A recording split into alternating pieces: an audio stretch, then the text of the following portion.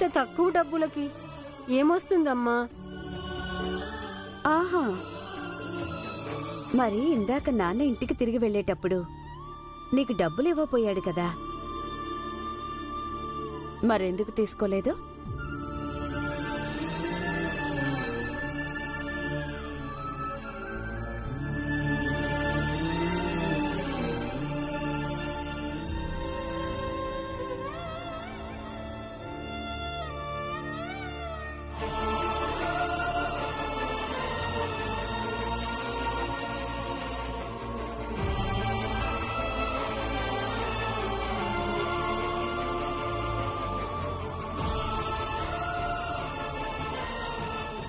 భీమ్ తిన్నాడో లేదో? నా కొడుకు ఆకలితో ఉంటే నేనెలా తినగలుగుతాను? ఏమాలోచిస్తున్నారండి మీరు? మీరిలా పస్తులుండటం వల్ల భీమేమైనా దొరుకుతాడా? తినండి.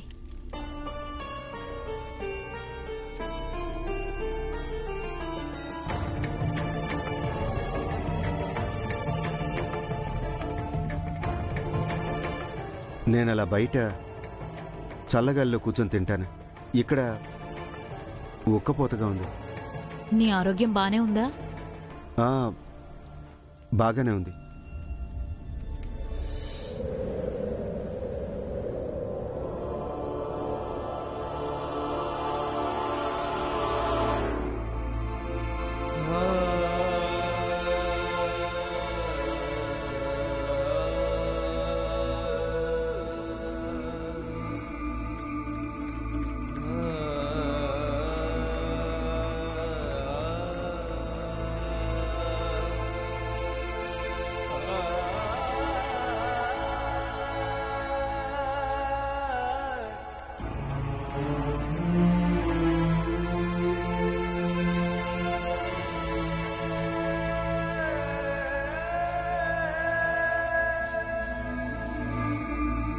భీమ్,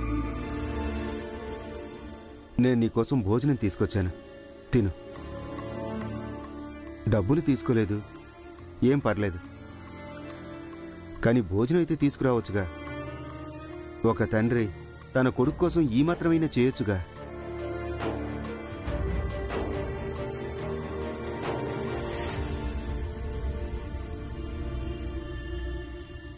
కానీ నేను సంపాదించిన ఈ ఒక్క అణ నువ్వు తీసుకోవాల్సి ఉంటుంది. నాన్నా, నాకు బాగా తెలుసు ఈ ఒక్క అణ ఈ భోజనానికి చాలా తక్కువ. అందుకే ఎంతుందో అది అంతా ఇచ్చేస్తున్నాను. బాబు భీమ్, ఇది నాన్నా, నువ్వేంటిలా విచిత్రంగా మాట్లాడుతున్నావు? ఎందుకంటే నాన్నా, నేను అనుకోవడం ఇదే సరైన పనని, లేకపోతే తప్పు కూడా అవ్వచ్చు. ఏమో, నాకు ఏమీ తెలియడం లేదు దీని గురించి ఏం మాట్లాడాలో ఏంటో అని. బహుశా ఇందుకేనేమో. నాకు తెలీదు నువ్వు రెండో పెళ్లి చేసుకోవడం సరైనదో లేక కాదో అని.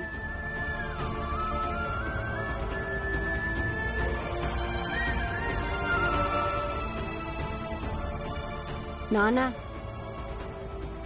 నువ్వు కూడా తిను. నాకు తెలుసు నువ్వు కూడా ఏమి తినుండవని.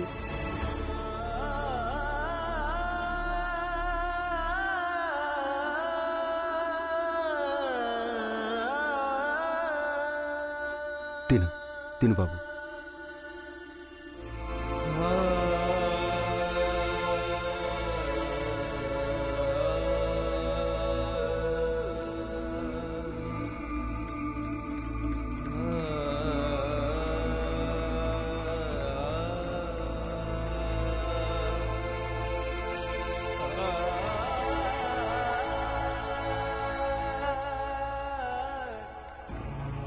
నాన్నా, ఇంట్లో అందరూ ఎలా ఉన్నారు?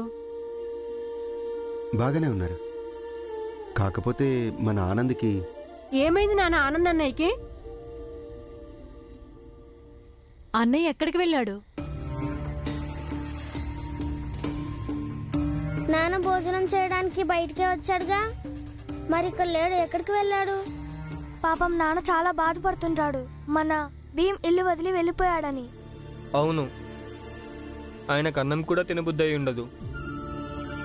మన భీమ్ తిన్నాడో లేదో అని ఆలోచిస్తూ ఉండుంటాడు.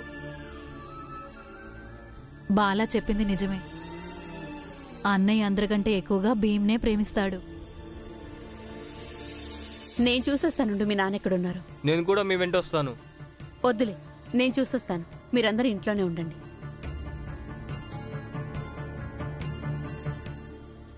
అది వదిలే, మనకి శత్రువులు ఉన్నారుగా. సరే, నేను వెళ్తాను.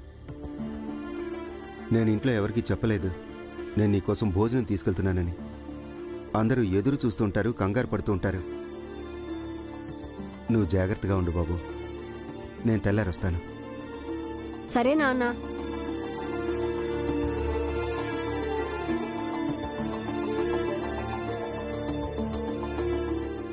తెలియటం లేదు నువ్వు రెండో పెళ్లి చేసుకోవటం మంచిదో లేక కాదో అని.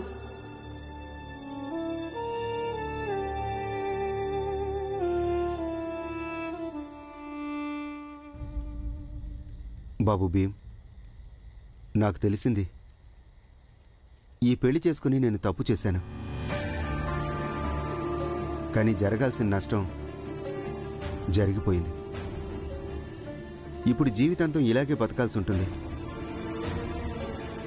నువ్వు మీ సౌతల్లిని వదిలేసి వచ్చావు, కానీ నేను జీజాబాయిని వివాహం చేసుకున్నాను.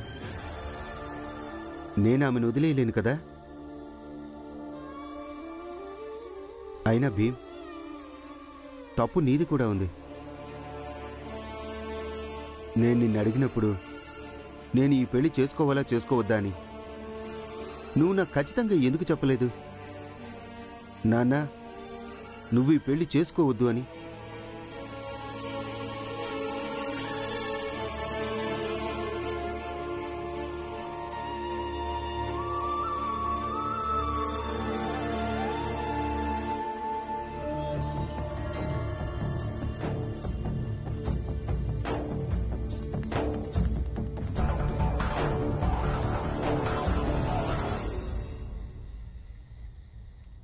కానీ మన ఆనంద్కి ఏమైంది నాన్న? ఆనంద్ అన్నయ్యకి ఆనంద్కి దెబ్బ తగిలింది.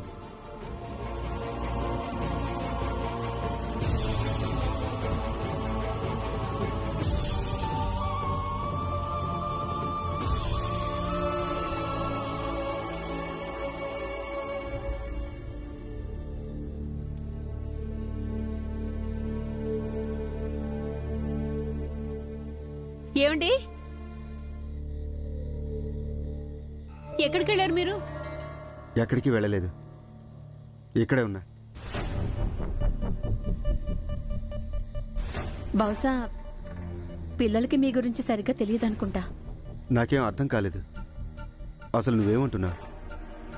పిల్లలు ఏమంటున్నారంటే భీమ్ మీద దిగులుతో మీరేమీ తినరని, కానీ మీ చేతిలో ఖాళీ పల్లె ఉంది.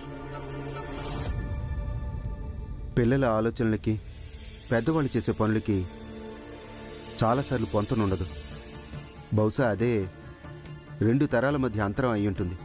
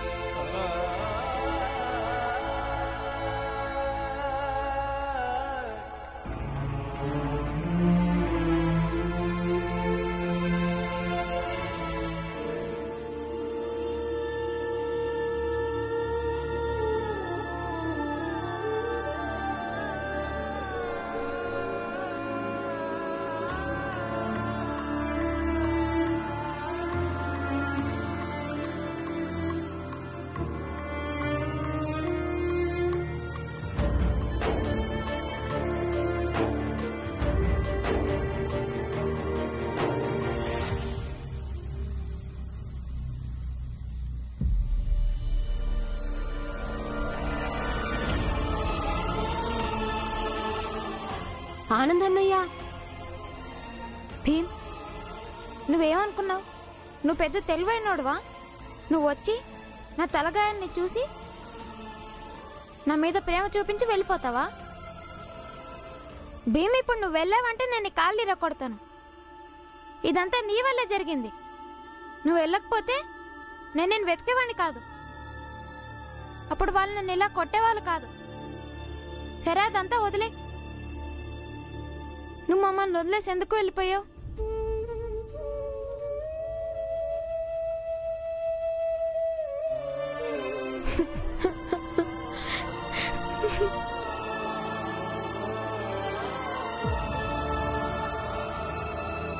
భీమ్, ఇప్పుడు నువ్వు ఎక్కడికి వెళ్ళొద్దు. పద, లోపలికి పద. పద. లేదు ఆనందన్నయ్య, నేనిప్పుడు ఇంట్లోకి రాను. అలా అని నువ్వు నాతో పాటు వస్తానని పట్టుపట్టద్దు. కానీ ఎందుకు? అది సమయం వచ్చినప్పుడు నేను చెప్తాను నీకు. భీమ్, ఆనందన్నయ్య,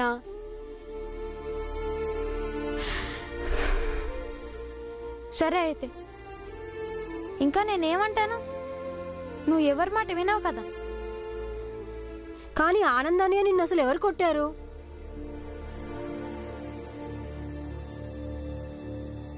భీమ్, నేను అనుకోవడం ఆ టీ కొట్టోడని.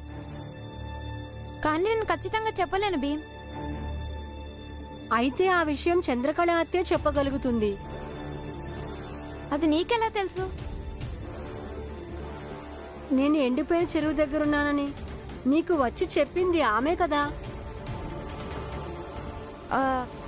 కానీ భీమ్, ఇది నీకెలా తెలుసు? జీజాబాయి, నేను నీతో వాదించలేను. భీమ్, నానొస్తున్నాడు, పద రా. నా ఇష్టం ఉంటే అన్నం తింటాను, లేకపోతే తిన్ను. నేను నీ ప్రతి ప్రశ్నకి సమాధానం చెప్పలేను. సరే, చెప్పొద్దులే. ఇప్పుడు మీరే నన్ను పూర్తిగా భార్యగా ఒప్పుకోకపోతే ఇక మిగతా వాళ్ళు నన్ను కోడలిగా, తల్లిగా ఎలా ఒప్పుకుంటారు? ఇది పెద్ద విషయం ఏం కాదు, నువ్వు పెద్ద చేస్తున్నావు అంతే. కానీ నాకిది పెద్ద విషయమే. మీకు ఇది అర్థం కాకపోతే నేనేం చేయను? నేను అర్థం చేసుకోను, సరేనా?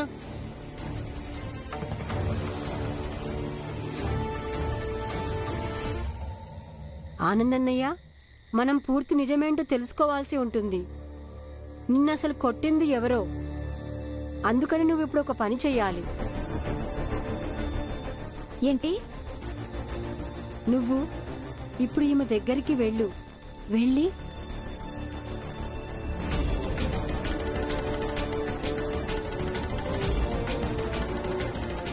వెళ్ళు.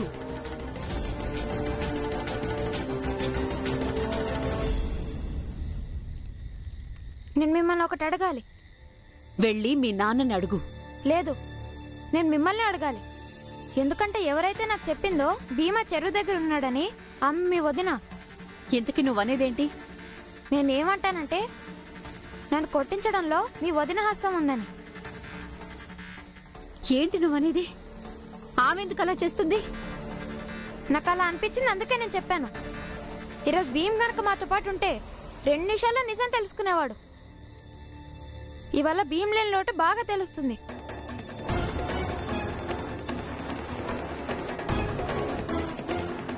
భీమ్ భీమ్ భీమ్, విసిగిపోయాను నేను నీ పేరుతో. వీడి పీడ ఎప్పుడు విరగడవుతుందో ఏంటో.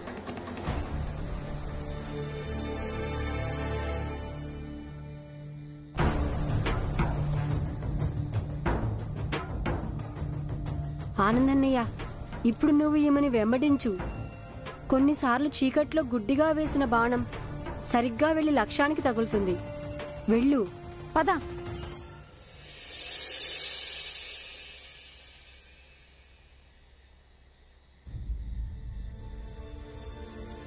మీరా, మీరా, ఆనందేడి? ఆనంద్ నిద్రపోయేటప్పుడు ఇక్కడే ఉన్నాడు. ఇప్పుడు ఎక్కడికి వెళ్ళాడు? ఎవరికి ఇష్టం వచ్చినట్టు వాళ్ళు ఎప్పుడంటే అప్పుడు వెళ్ళిపోతున్నారు. పోనివాణ్ణి, ఏదో ఒకరోజు నేను కూడా వెళ్ళిపోతాను. అన్నయ్య,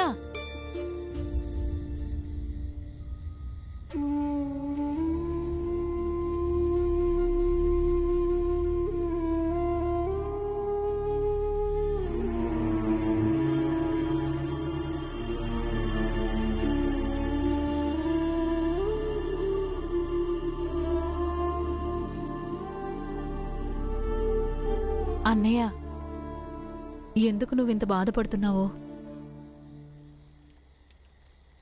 ఆ బాధగానే ఉన్నాను. దానికి కారణం నువ్వే. మొండిపట్టు పట్టేవుగా, పెళ్లి చేసుకో, కుటుంబం నిలబడుతుంది అని. ఏమైంది? నా జీవితం నాశనం అయిపోయింది. నాకు అసలు అర్థం అవటం లేదు. ఇప్పుడు ఏం చెయ్యాలో, నా కుటుంబాన్ని ఎలా కాపాడుకోవాలో. నన్ను క్షమించన్నయ్యా. ఏది సరిగ్గా జరగడం లేదు నిజమే, కానీ అన్నయ్య, మనం కొంత సమయం ఇవ్వాల్సి ఉంటుంది.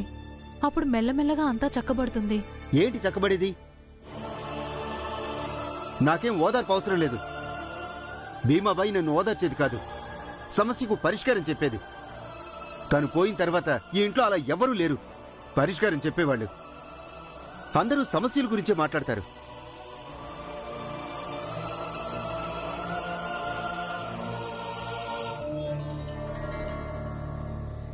వదినా, వదినా,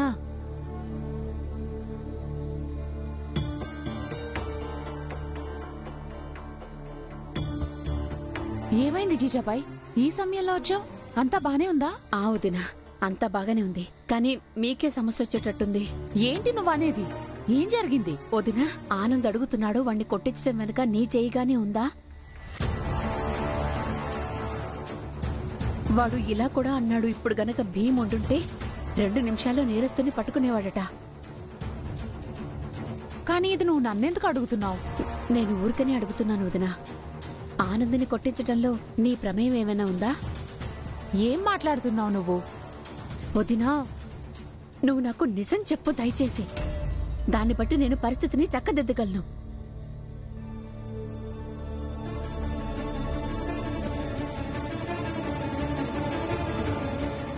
చెప్పొదినా. అవును, స్వామీజీ చెప్పమంటేనే నేను ఆనంద్తో చెప్పాను భీమ్రావ్ ఎండిపోయిన చెరువు దగ్గర ఉన్నాడని. అరే, ఆనంద్ అక్కడ చచ్చిపోయి ఉంటాడని నేను అనుకున్నాను, కానీ నేను బతికాను.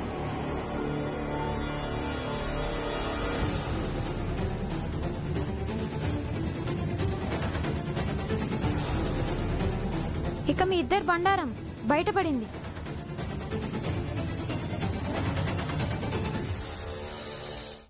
బాబు ఆనంద్, దీని గురించి అసలు నాకేమీ తెలియదు బాబు. నన్ను క్షమించు బాబు. క్షమాపణ కాదు, నువ్వు ప్రాయశ్చిత్తం చేసుకోవాలి.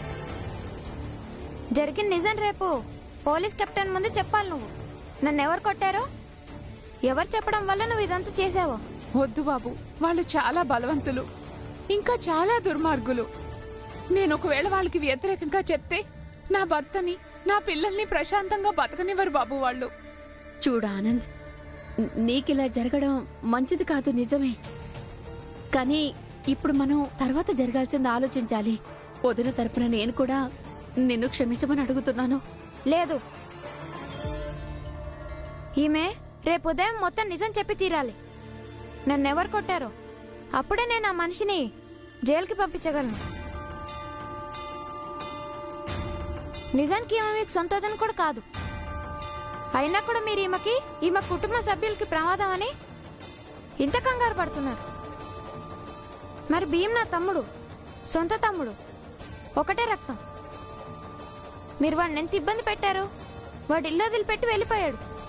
ఇప్పుడు ఆలోచించండి మేము ఎంత కంగారు పడుతున్నామో. ఇంకొక విషయం, మేము ఎప్పుడు మా అమ్మ నాన్నల్ని ఇలా గొడవ పడ్డం, పోట్లాడుకోవడం చూడలేదు. మీరు పోట్లాడుతున్నట్టు. చూడానంద్, నువ్విప్పుడు చిన్న పిల్లాడివి. పెద్దవాడివైతే అప్పుడు అన్నీ అర్థం అవుతాయి. నాకేమి కట్టుకథలు చెప్పొద్దు, కానీ రేపు ఉదయం మీరు మొత్తం నిజం చెప్పాల్సి ఉంటుంది.